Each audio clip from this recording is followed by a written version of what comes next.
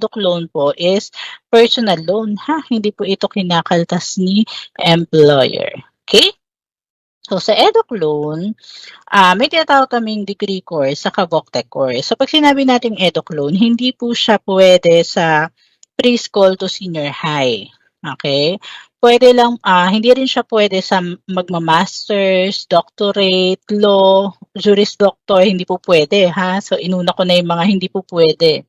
Ang pwede lang po dito is 4-year or 5-year degree course, yung mga bachelor degree courses, sabihin natin, bachelor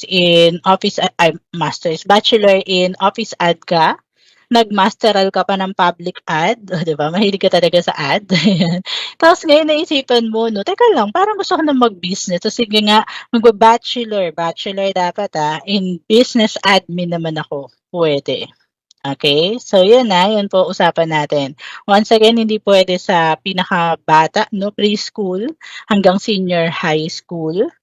Ang pwede lang po ay 4-year or 5-year degree courses, maximum of 20,000 per sem, trimester. Actually, ito para siyang study now, pay later. Hindi namin kayo basta sisingilin agad. Kasi nga po, per sem, per try, diba? Talagang magsasubsequent application po kayo nito sa amin para malaman namin na yung pinag-aaral nyo ay nag-aaral pa. Pwede rin po ito sa VOCTEC courses. Okay, so 2 to 3 years vocational technical course, pwede po siya. Pero ang maximum lang po ay 10,000 per sem, trimester, quarter term, or full amount of tuition. Okay? Pero sabi nga po natin, dapat tuition fee or miscellaneous fees, hindi po ito pambayad ng uniform, ng mga books, hindi po yun. So, titingnan lang po namin is the tuition or miscellaneous fees. Okay?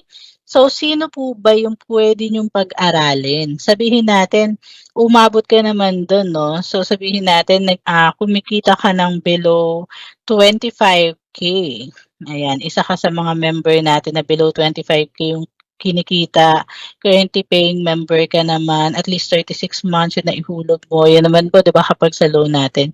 So, sino po ba yung mga covered beneficiaries? Ayan, ikaw, oo, ikaw, 'di ba? Sabi niya, who? Me? 'Di ba? Yung member mismo pwede. Kung single si member at ayaw niyang siya mismo, no? Pwede naman po yung kanyang kapatid, pero hindi ganyang kabata, ha? Okay. So, even half brother or half sister will do. Once again, para lang po sa degree courses po ito, ha? Hindi naman ganyan kabata. Ngayon, kung may asawa naman siya, syempre si legal spouse, pwede po niyang aralin. Sabi niya siguro, second year, second sem lang kasi natapos ng asawa ko kasi nagka-junior na kami. O it's the time na ni member spouse, no, na matapos yung kanyang pag-aaral. So hindi naman po namin sinasabi na kailangan mula first year college, no. So kung natapos siya hanggang second year, second sem, di kapag pinag-aral mo siya, magsisimula na siya third year, first sem na. So ang iaalat na lang na budget sa kanya is up to hanggang kailan siya gagraduate, mula third year, first sem, up to fourth year, second sem, or fifth year, second sem. Depende po sa kanyang course na mapipili. Okay? At syempre kung may anak po, yung anak po natin. Okay? Pero hindi rin po ganyan kabata. So once again, yun lang yung pwede natin pag-aralin, ha? Wala na magtatanong sa chat. Titignan ko mamaya. Wala na pong magtatanong kung pwede po ba yung parents ko ang pag-aralin ko. Ayan, time naman daw kasi natapos siya, parents naman daw niya. Hindi rin pwede po yung pinsan, pamangkin, di ba? Hayaan niyo po yung parents nila ang magpaaral sa kanila. Okay? So yan lang po yung mga covered beneficiaries natin. So, what are the documentary requirements? Pag first-time borrower, ito po yung mga kailangan. Okay? Pag subsequent, 3 na lang. 'Di ba? Out of 5, 3 na lang. Kasi, sa first-time borrower, napatunayan na namin na talagang below 25, no? 25,000 or below yung kinikita mo po. Sa proof of relationship, napatunayan na rin namin kaano-ano mo po ba yung pinag-aaral mo. Kaya po pag nag-subsequent na kayo, sa susunod na SEM na mag-a-apply kayo nito, dahil na-approve kayo dito, no? So sa susunod na SEM, hindi na po kailangan yung dalawa. So hindi nyo kailangang matakot promote. Sabi kasi nung iba, "Paano 'yan ma'am sa sobrang sipag kong magtrabaho?" Kasi natuwa nga ako dahil kaya ko na palang pag-aralin yung sarili ko, kapatid ko, asawa ko, anak ko 'no. Sobrang nagsipag ako, na-promote ako ngayon, naku 30K na po yung kinikita ko. Eh, di hindi na ba ako puwede? Puwede, for subsequent kasi po hindi na namin hahanapin. So, congratulations on your promotion, 'di ba?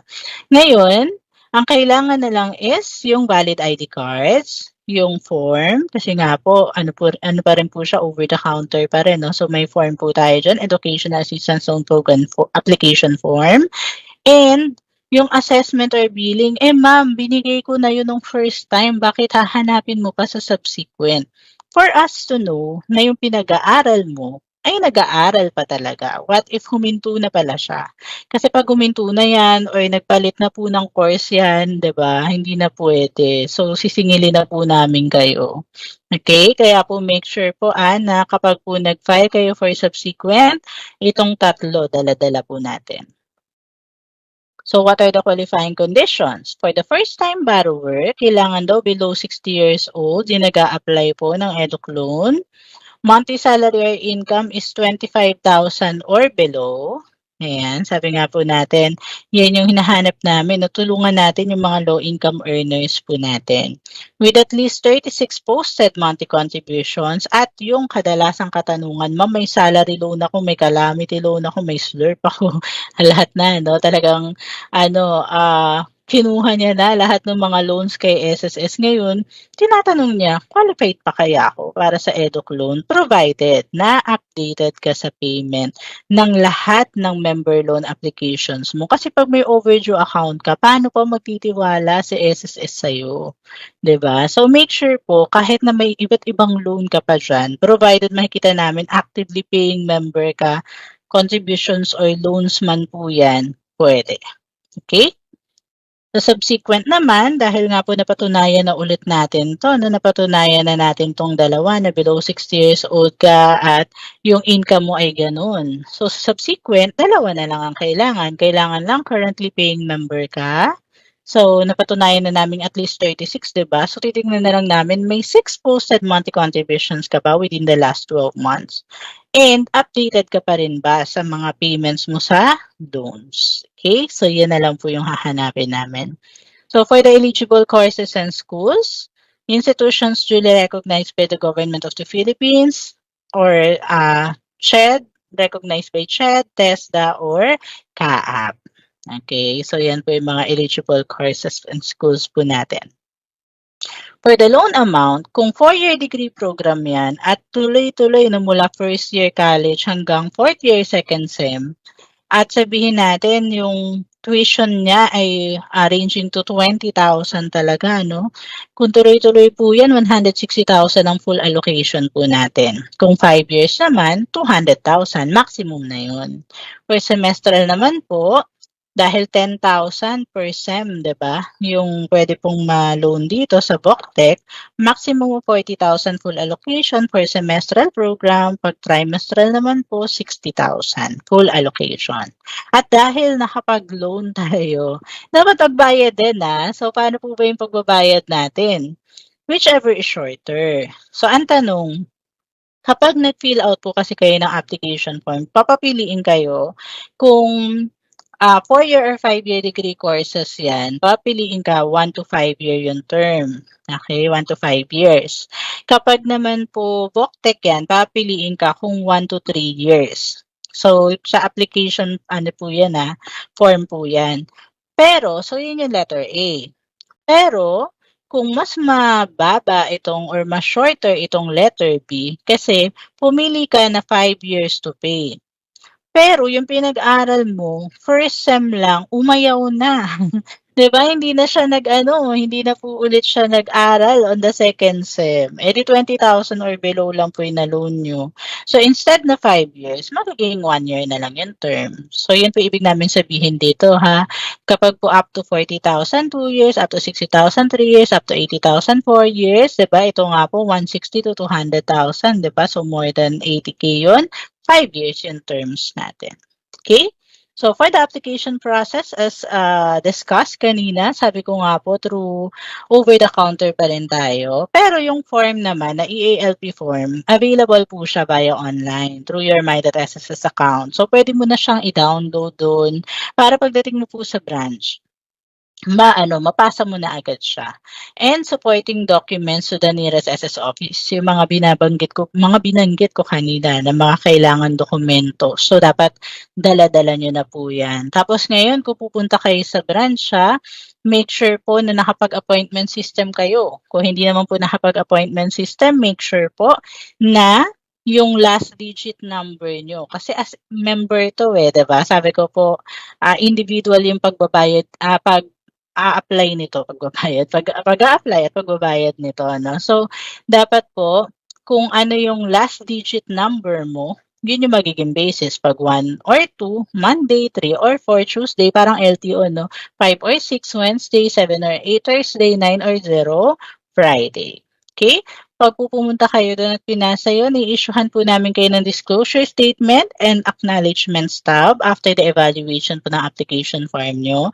And then, uuwi muna kayo. So, at least give us po mga 1 week kadalasan yan. May marireceive kayong text o kaya email na uncheck ito na lang uncheck Are you ready to pick up? At huwag po kayong excited sa check Hindi po yan nakapangalan sa inyo o sa pag-aaralin nyo. Nakapangalan po yan sa school. Kasi para po makasigurado sa SSS na ito ay para po sa inyong pinag-aaral, para po sa school. Kasi baka mamaya kung nakapangalan sa inyo, ang ibigay mo na lang po dun sa pinag-aaral mo ay pamasahe niya o baon niya, 'di ba? Kasi po naibayad niyo na kay Judith o kaya po sa London. Kilala niyo po ba 'yan? Ayan, mga loan dito, loan doon, 'no? At saka po yung mga due date po natin. Okay, so hopefully clear po tayo dyan. And the next po is, yung last po, release of the loan check na po to the member borrower by the MSS of the branch. Okay? So, doon naman po, sabi ko nga po, dadaan sa inyo, bibigay sa inyo yung cheque, dadaan lang sa inyo mga kamay, tapos ibibigay nyo na po yan sa school.